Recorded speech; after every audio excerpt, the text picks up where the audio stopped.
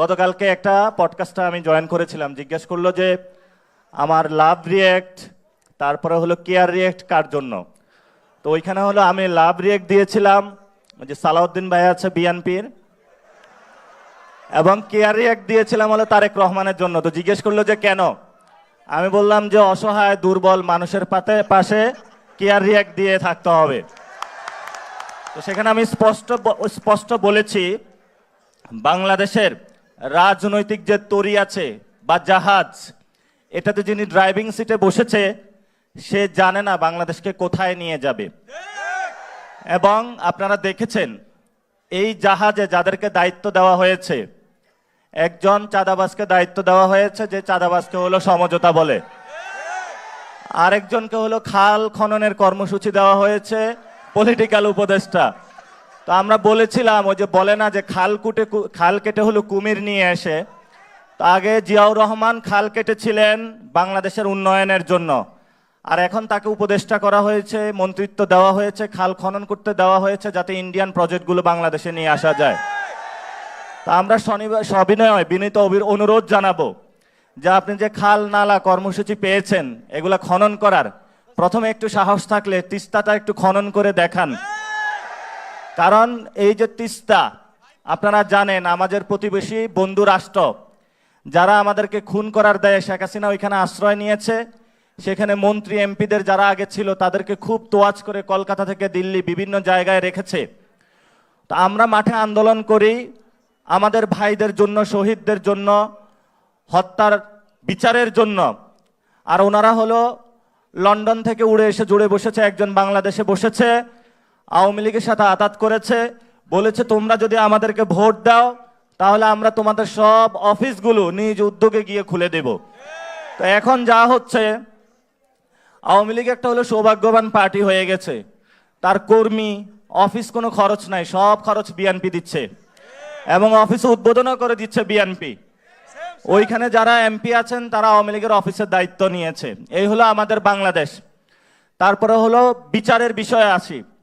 এখন হলো তারা নাকি পুলিশ হত্যা তদন্ত শুরু করেছে, পুলিশ মারছে কে।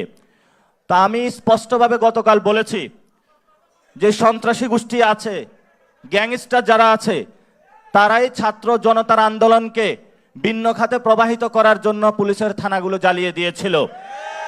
আমি আন্দোলনের সময় এই যে বাড্ডা থানা কারা জ্বালিয়ে দিয়েছিল, যদি সেই সময় ইতিহাসগুলো উন্মোচন করা হয় তখন আমরা দেখতে পাবো যেই সকল খুনি সংগঠন রয়েছে এবং বিভিন্ন জায়গায় গিয়ে তারা আশ্রয় গ্রহণ করেছে, তারা এইসব কর্মকাণ্ডে সংযুক্ত ছিল। বাংলাদেশের যারা ছাত্র জনতার গণ অভ্যুত্থান করেছিল, আমরা যদি মারতাম তাহলে একটা বাংলাদেশে আওয়ামী লীগ থাকতো না। আমরা আইন এবং বিচারে বিশ্বাস করি। আমরা হলো সালাউদ্দিন ভাইয়ের মতন মপতন্ত্রে বিশ্বাস করি না। আমরা হলো বিএনপির মতন মপতন্ত্রে বিশ্বাস করি না, যারা মপ করে নির্বাচন কমিশনে আপনারা দেখেছেন দ্বৈত নাগরিক এবং ঋণ খেলাপি। এই যে ঢাকা 11 আসনের বিশিষ্ট সন্ত্রাসী সাহেব আল্লামা কাইয়ুম সাহেব, আরেকজন সন্ত্রাসী আছেন ঢাকা 10-এই তো মনে হয়, ওনার নাম যেন কি, আল্লামা রবিউল ইসলাম চাঁদাবাজি খুনের আসামি, ওনাকে হলো রেলঘাট নৌবাহিনী সবকিছুর দায়িত্ব দেওয়া হয়েছে। তো ওইখানে বাংলাদেশের সবচেয়ে বড় চাঁদাবাজি চলে, কিন্তু তাকে দায়িত্ব দিয়েছে এটা। এই জন্য হলো বাংলাদেশে গণ অভ্যুত্থানের পরে যখন দেখেছিলাম আমরা বাংলাদেশটা একটি নতুনভাবে গঠন হবে, আর তারা এখানে হলো দিল্লির একটা হলো নাটকের যাত্রা এখানে বসায়েছে, যেই যাত্রকের প্রডিউসার হলো তারেক রহমান, আর এখানে অভিনয় করছে চাঁদাবাজ সন্ত্রাসী দুর্নীতিবাজরা। তা আমরা হলো এই নর্থ দিকের নাচ দেখি, মাঝখানে হলো বাংলাদেশের হলো কামসারা হচ্ছে। এই হলো বাংলাদেশেরই। এখন আমাদের সামনে সুনির্দিষ্ট লড়াইটা আর কি, এটা হলো সিরিয়াস আলোচনা। সুনির্দিষ্ট লড়াইটা হলো, আপনারা দেখেন আমরা কিন্তু কোটা সংস্কারের দাবিতে মাঠে নেমেছিলাম।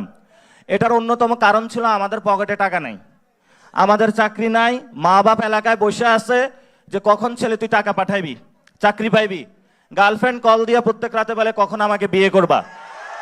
ফলত তরুণদের পকেটে চাকরি নাই, তারা বিয়েও করতে পারতেছে না, মা বাপ যে টাকা দিয়ে পড়াশোনা করেছে সে টাকাও রিব্যাক করতে পারতেছে না। ফলত আমাদের এত 9-6 এইসব চান্দাবাজি ড্রামা দেখে আমাদের লাভ নাই, আমাদের তরুণদের চাকরি প্রয়োজন। আমাদের ভালো একটা শিক্ষা প্রয়োজন ব্যবস্থা, যে শিক্ষা ব্যবস্থার মধ্য দিয়ে আমরা নতুন বাংলাদেশ গঠন করতে পারবো। সারাদিন ক্লাসে আইসা এইসব দেখেন নাই, এখন বিসির কথা কাদেরকে বলা হচ্ছে? বাংলাদেশ ব্যাংকে একজনকে বসিয়ে দিয়েছে সোয়েটার ব্যবসায়ী। আরে বেটা, তোর কাজ ছিল হলো শীত আসতেছে, সামনের শীতে হলো কিভাবে সোয়েটার বিক্রি করবে, ওর হলো তোর কাজ। তুমি আসছো বাংলাদেশ ব্যাংক ধ্বংস করতে। এখন আমাদের কাজটা কি? আমাদের লড়াইটা হলো ক্যাম্পাসগুলোতে শিক্ষার পরিবেশ নিশ্চিত করা, যাতে আওয়ামী লীগের যারা টিচার আছেন, বুদ্ধিজীবী আছেন, তারা হলো ম্যানুফ্যাকচারিং যে কনসেপ্ট আছে, অর্থাৎ মতামত উৎপাদনের মধ্য দিয়ে তারা যাতে আওয়ামী লীগকে সুযোগ করে না দিতে পারে, সেই ফাইটটা আমাদের জারি রাখতে হবে। এটা রাজনৈতিক লড়াই। আর একটা লড়াই আছে যে গুলশান অফিসে দিনে কয়বার যেতে পেরেছে, এই যোগ্যতার ভিত্তিতে বাংলাদেশে কোথাও বিসি নিয়োগ দেওয়া চলবে না।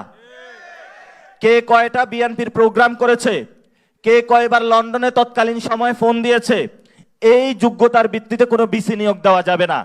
এগুলো আপনাদের শক্ত হাতে প্রতিবাদ করতে হবে। বিসি যার একাডেমিক এক্সেলেন্সি আছে, যে হলো কোনো পার্টি অফিসে ধর্ণা দেয় না, ছাত্রদের কাছে ধর্ণা দেয়, সংশ্লিষ্টতা দেখে ছাত্ররা কিভাবে ভালো থাকবে, পাতলা ডালের জায়গায় ঘন ডাল বানাবে, এবং ক্লাসে অ্যাটেন্ডেন্স থেকে শুরু করে সকল শিক্ষকের দলীয় ভিত্তি থেকে বের হয়ে একাডেমিক পরিবেশ নিশ্চিত করবে, এমন বিসি আমরা ভবিষ্যৎ বাংলাদেশে চাই। এটা হলো আমাদের ক্লিয়ার কাট কথাবার্তা। যদি বুজুং বাজুং কোনো বিসি নিয়োগ দেওয়া হয় ঢাকা বিশ্ববিদ্যালয় থেকে শুরু করে বিভিন্ন বিশ্ববিদ্যালয়ে, যেটা অলরেডি তারা শুরু করেছে, তাহলে সেই বিসির কি অবস্থা হবে সেগুলোর নজরানা আমাদের সামনে আছে। এই যে আরেফিন ছিল, যে হলো লুঙ্গি খুলে হলো পালাইছিল ক্যাম্পাস থেকে, মনে আছে আপনাদের?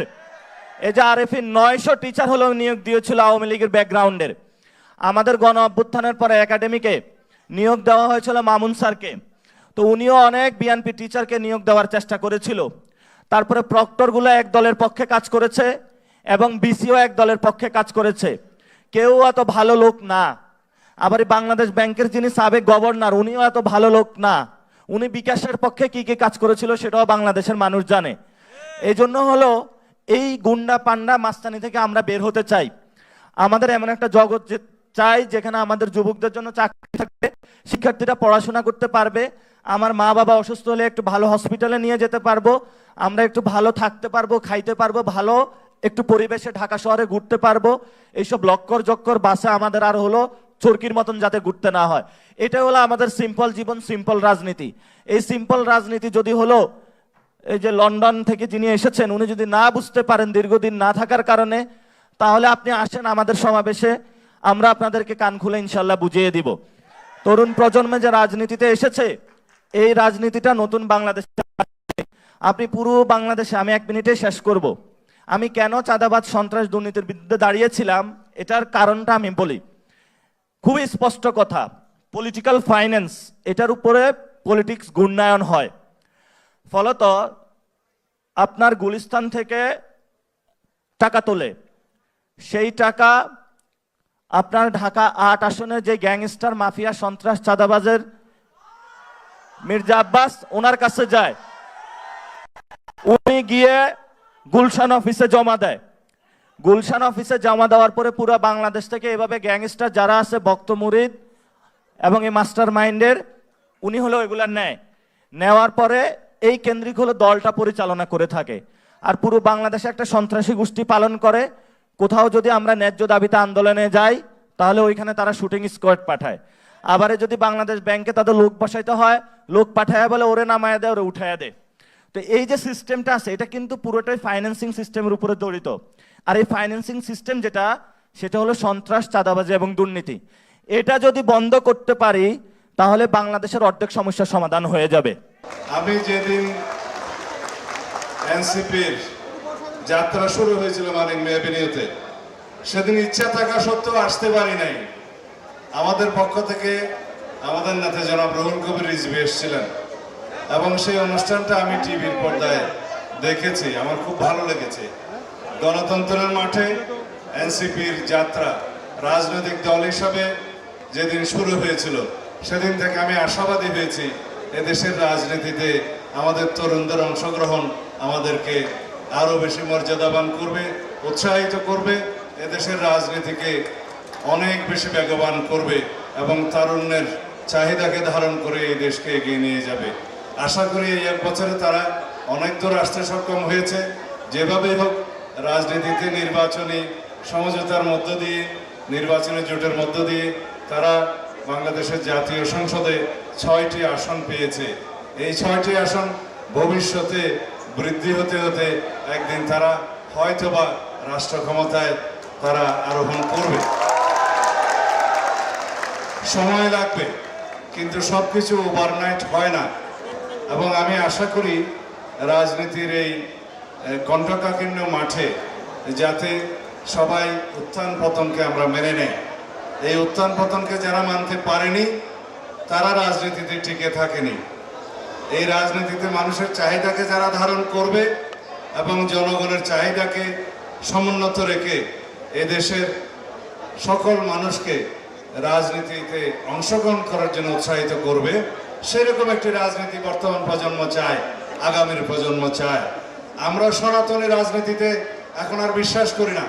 আমরা ইতিহাসের দিকে কেবল যাই না, আমরা ভূগোলের দিকেও যেতে চাই। আগের জমানায় আমরা দেখতাম এই 52 ভাষা আন্দোলন, 47, 71 দিয়ে শুরু করে বক্তব্য শেষ করতে করতে তার আর বর্তমানের জন্য আর কিছু থাকে না বক্তব্যের। আমরা এখন রাজনীতি করব বর্তমানের জন্য, ভবিষ্যতের জন্য। এই ভবিষ্যৎ নির্মাণের জন্য আমি এনসিপির এই রাজনীতিতে এই অংশগ্রহণ এবং এই জাতিকে নেতৃত্ব দেওয়াকে আবারও মনে করে আমাদের জন্য একটি রাজনৈতিক বিশাল বিজয়। গণতন্ত্রের মাঠে শত ফুল ফুটবে। অনেক ফুলকে আমরা দেখেছি যারা শুধু রাজনৈতিক সাইনবোর্ড হিসেবে ব্যবহৃত হয়, কিন্তু এনসিপি যেন সত্যিকার অর্থে এদেশের মানুষকে প্রতিনিধিত্ব করে, এদেশের জনমানুষের আকাঙ্ক্ষাকে ধারণ করে। 2024-এর জুলাইয়ের ছাত্র গণ অভ্যুত্থানের শহীদের প্রত্যাশা এবং আকাঙ্ক্ষাকে যেন বাস্তবায়ন করে, সেই রকম রাজনীতি তারা করবে। এবং তাদের ম্যানিফেস্টো দেখে আমি উৎসাহিত হয়েছি। পুরো ম্যানিফেস্টো আমার মনে না থাকলেও আমি সেই ম্যানিফেস্টোর দিনে নাহিদের দাওয়াত পেয়েছিলাম। যেহেতু আমি নির্বাচনী এলাকায় ছিলাম সেজন্য আসতে পারিনি, মনোযোগ দিয়ে আমি ইশতেহারটা দেখেছি। আশা করি সেই নির্বাচনী ইশতেহার সময়ে সময়ে এখানেই স্ট্যাটিক না থেকে যুগের চাহিদা অনুসারে, তারুণ্যের চাহিদা অনুসারে, এদেশের জনমানুষের প্রত্যাশা এবং আকাঙ্ক্ষা অনুসারে সেই ইশতেহার এবং রাজনৈতিক উদ্দেশ্য এবং গঠনতন্ত্র এবং ঘোষণাপত্র পাল্টাবে। যে ঘোষণাপত্র এবং উদ্দেশ্য রাজনীতিতে এক জায়গায় দাঁড়িয়ে থাকে তারা কখনো রাজনীতিতে এগিয়ে যেতে পারে না। আমি আশা করি আমার তরুণ বন্ধুদের এটা মনে থাকবে যে সময়ের চাহিদা অনুসারে এবং মানুষের প্রত্যাশা এবং আকাঙ্ক্ষা অনুসারে আমাদের ইশতেহার এবং রাজনৈতিক উদ্দেশ্য, আমাদের কর্মসূচি পাল্টাবে এবং সময়ের সাথে সেটা অ্যাডজাস্ট করে নিতে হবে। তাহলে এই রাজনীতিতে টিকে থাকা যাবে। রাজনীতি কোনো স্ট্যাটিক বিষয় নয়, সেটা গতিশীল বিষয়। আমাদের সেই গতিশীলতাকে মেনে নিতে হবে। ইনশাআল্লাহ আমরা সবাই জাতীয় স্বার্থে এক থাকব। জাতীয় সংসদে আমাদের মধ্যে তর্ক হবে, বিতর্ক হবে, বহুমত হবে, কিন্তু জাতীয় স্বার্থে আমরা ঐক্যমতে থাকব এবং জাতীয় স্বার্থকে প্রাধান্য দিয়ে আমরা জাতীয় সংসদকে আলোচনার কেন্দ্রবিন্দুতে পরিণত করব। আগে আমি বলতাম জাতীয় সংসদটা ছিল বিন্দু, কেন্দ্র ছিল অন্য জায়গায়, গণভবনে। সুতরাং আমরা সেই জায়গা থেকে বেরিয়ে এসেছি। এখন জাতীয় সংসদ হবে আলোচনার কেন্দ্রবিন্দু। জাতীয় সমস্ত ইস্যুতে সেটা আমরা আলোচনা করে বিতর্কের মধ্য দিয়ে আমরা